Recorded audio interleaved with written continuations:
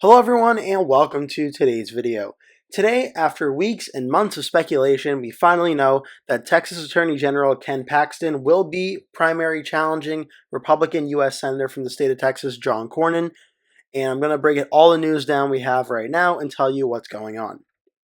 So Texas Attorney General Ken Paxton officially announced he is running for John Cornyn's 2026 U.S. Senate seat. Paxton made the announcement on the Ingram angle on Tuesday night. It's definitely time for a change in Texas. We have a great U.S. Senator in Ted Cruz, and it's time we have another great senator that will actually stand up and fight for Republican values, the values of the people of Texas, and also support Donald Trump in a very significant way, said Paxton. After the TV appearance, Paxton released a statement. It's official. I'm running for U.S. Senate to fight for President Trump's agenda and take a sledgehammer to the D.C. establishment. Together, let's send John Cornyn packing. I'm running for U.S. Senate to fight for Trump's agenda and take a sledgehammer to the D.C. establishment. John Cornyn has been in Washington for over 2 decades, and he has turned his back on President Trump and the America First agenda time after time. He said President Trump's time has passed him by and called President Trump's border wall naive. Texans deserve far better than a senator who thinks it's naive to build a border wall to protect our citizens. It's crystal clear that it's time for a change. I'm a battle-tested attorney general and conservative warrior who secured major victories against the establishment, the corrupt Biden administration, and woke corporations. Now I'm ready to take that same toughness to the U.S. Senate. The Attorney General openly considered the possibility in an interview shortly after he was acquitted in his 2023 impeachment trial of running for the U.S. Senate. During his time as Attorney General, Paxton made a name for himself nationally with several high-profile lawsuits against the Biden administration and companies like Meta and Google. Prior to becoming Attorney General, Paxton was a member of the Texas House of Representatives and Texas Senate. Paxton will be allowed to continue as Attorney General while running for U.S. Senate. So that's the 2026 angle of it, but there are something I have to mention first that the article goes over, and this is the controversy surrounding Ken Paxton. Paxton was indicted on state security fraud charges in 2015. He was accused of duping investors in a tech startup near Dallas before he was elected Attorney General. In 2024, Paxton reached a deal to have the felony counts against him dropped. In exchange, Paxton was required to full restitution to victims, roughly $300,000, and must also complete 100 hours of community service and 15 hours of legal ethics education. In October 2020, some of Paxton's aides went to the FBI alleging that the Attorney General used his office to help his friend and donor, Austin real estate developer Nate Paul. Paul has employed a woman with whom Paxton acknowledged having an extramarital affair. The Justice Department made the decision not to prosecute Paxton during the final weeks of the Biden administration, according to the Associated Press. The allegations were at the center of Paxton's impeachment by the Texas House in 2023 on articles of bribery and abuse of public trust. He was acquitted by the Texas Senate in the political trial. Last week, a Travis County judge ordered Paxton to pay the aides that reported him to the FBI $6.6 million for violating the Texas Whistleblower Act. The whistleblowers were fired a month after they made the report. Paxton is expected to appeal the ruling. So, obviously with Paxton, it has to be noted there are significant scandals plaguing him as Attorney General. Before he was Attorney General, that's 100% going to come up in the conversation about this Republican primary and the general election as well. But I'll be getting more to the electoral implications of that later on. But I just want to mention that really quick. Senator John Cornyn, about Paxton's run, said, Ken Paxton is a fraud. He talks tough on crime and then lets crooked progressive Lena Hidalgo off the hook. He says his impeachment trial was a sham, but he didn't contest the facts in legal filings, which will cost the state millions. He says he's anti-woke, but he funnels millions of taxpayer dollars to lawyers who celebrate DEI, and Ken claims to be a man of faith, but uses fake Uber accounts to meet his girlfriend and deceive his family, said a spokesperson for the Cornyn campaign. This will be a spirited campaign, and we assure Texans they will have a real choice when the race is over. In an interview with Fox 4's Stephen Dial last week, Cornyn said he has always had a contested primary and looks forward to the challenge. Senator Cornyn announced he was running for a 5th term in the Senate late last month. Cornyn has never lost an election in the state of Texas. He was elected to the Texas Supreme Court in 1990, won Attorney General race in 1998, then defeated a crowded field to become U.S. Senator in 2002. And it goes on to say that Paxton and Cornyn have publicly taken shots at each other in recent years.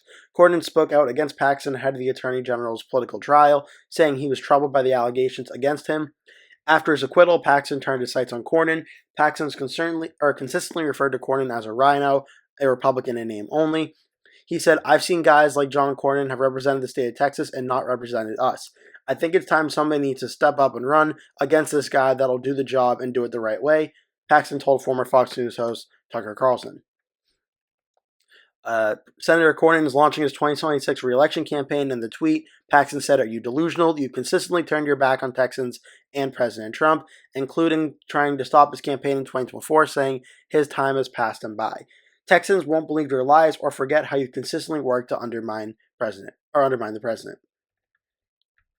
In his campaign announcement in March, Cornyn touted backing President Trump more than 95% of senators during his first term, and that's where he read the delusional part. Cornyn replied saying, "I'm not." In February, Paxton called Cornyn anti-Trump and anti-gun in a post calling for a primary challenge of Cornyn on social media.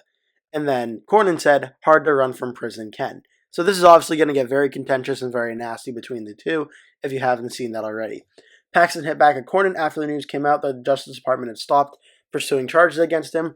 The Attorney General shared a screenshot of the article from the AP saying, "Care to comment now, John?" As for what's next, the 2026 elections will be very important in Texas. In addition to voting for Senate, Texans will have an opportunity to vote for governor, lieutenant governor, attorney general, which is now vacant now that Ken Paxton's not running for it, and several other positions. Primary elections will be held in March, with runoff elections in May. That'll be for 2026. So obviously this is a very fascinating situation. We don't see primary challenges all too often in a lot of U.S. Senate races, so this one's going to be very fascinating to watch. And I cannot stress this enough. I can immediately hear people writing off Ken Paxton because of the scandals, but what Paxton's trying to do right now is make this race a referendum on who's going to be more loyal to President Trump, Cornyn, and Paxton. And I think Paxton's conveying that it's going to be he's the more loyal Republican senator to him, and by coming out and using Cornyn's own statements against him, it's clearly setting up a MAGA primary situation. Cornyn's going to have to be able to win enough MAGA voters, plus the more establishment Republicans of the early 2000s and 90s, and try and win them over to win the primary, where Ken Paxton's fully going full-on MAGA mode to try and win the Republican primary, which is why it's going to be very, very contentious and really interesting. I think a huge factor in all this is also President Trump, who, as the last time I checked, has not made an endorsement in this race just yet. If President Trump endorses Paxton over Cornyn, which I think if Trump did make an endorsement in this race, it'd be more likely than not it would be for Paxton over Cornyn. Again, given the statements Cornyn made against Paxton, I think it certainly could be a potential, I would say, race changer or big indicator that I think Paxton's going on to win. Right now, there's been three Republican primary polls, all three of which show Ken Paxton leading over John Cornyn. So this race is going to be very, very tight, but I do think right now, even though he's the incumbent U.S. Senator John Cornyn is, I actually do think Ken Paxton's nearly favored to win this Republican primary because, as we've seen in recent years, a lot of MAGA challengers, President Trump has transformed the Republican Party, and if Republican primary voters feel you're not loyal to President Trump and the Make America Great Again movement, it seems to really backfire on those senators and congressmen, and I think Ken Paxton is actually in a very strong position to primary out John Cornyn here. As for what things are looking like on the Democratic side, right now Colin Allred, the former Democratic nominee for U.S. Senate in 2024, has expressed interest in running. There are three other potential state senators and representatives in Texas that could run. Colin Allred's probably one of the better candidates for Texas to run in 2026. I'm not too sure if any other notable candidates, like maybe the Democratic Castro brothers in Texas, like I think his names are Joaquin and Julian, maybe they decide to run, but I haven't heard anything about that yet. As for the race, it's interesting that the predictions of it are kind of all over the place. Inside Elections has it as solid Republican. Cook's Political Report has it as solid Republican. Sabato's Crystal Ball has it as likely Republican. And Race to the White House has it as lean Republican. And this is where the conversation is going to start to get fascinating. Because if Ken Paxton does successfully primary out John Cornyn, the Democrats are 100% going to go after all of Paxton's scandals and try to make this race really competitive. And when you look at the history of Texas, and you can look at the Senate races in Texas as well, In 2024, Ted Cruz just won re-election by 8.5%. That's a likely Republican win. We can go back to 2020 when John Cornyn was last on the ballot. He won by 9.6%, another likely Republican win. But 2018, which was the last time there was a midterm year that was good for the Democrats, it did go to Ted Cruz by only 2.6%, a lean Republican win. Now, the bad news for the Democrats is that the presidential race, after Texas in 2016 voted for Trump by 9 points and then voted for Trump by 5.6 points in 2020, it swung a lot to the Republican side in 2024, voting for Trump by 13.7%. Still a likely Republican win, but a lot closer to being safe Republican than lean Republican. And that's a problem the Democrats are going to have to deal with. While at the same time, Ted Cruz, who in some approval ratings sometimes is not very popular with even his own party, but especially with independents and Democrats, Cruz was still able to win re-election by 8.5%. So for what this means for 2026, I have it right now, Texas, and I'll take it off for 1 second here. I had the race listed as likely Republican, which means I have the Republicans winning it by more than 5 points, but less than 15 points.